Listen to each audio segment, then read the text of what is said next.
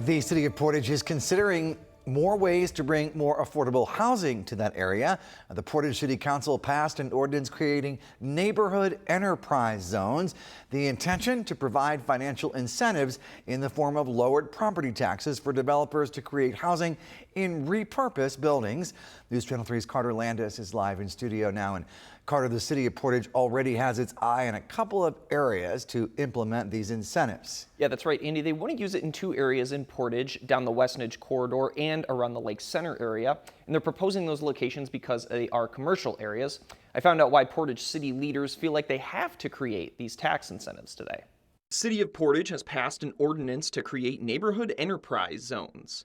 The ordinance provides tax incentives to developers to turn existing buildings into housing and build new units. Projects would be determined to be eligible, then subject to a public hearing, ultimately approved by City Council. Neighborhood enterprise zones are intended to promote housing in primarily commercial areas.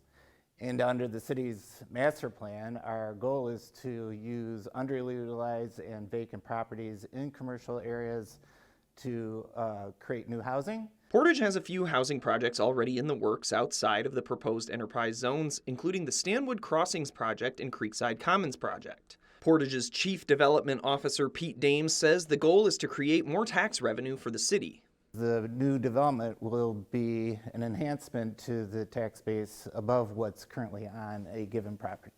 One question we asked was, why did the city have to create incentives for developers to create housing opportunities? Dames says the city had no choice.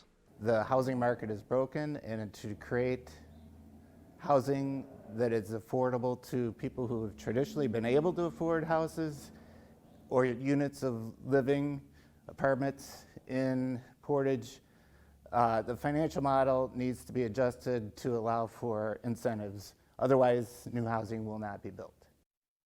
And there's a public hearing at City Hall about the neighbor enterprise zones on November 5th. There will be a presentation about their purpose, and City Council will also take public comment. Live in studio, Carter Landis, News Channel 3.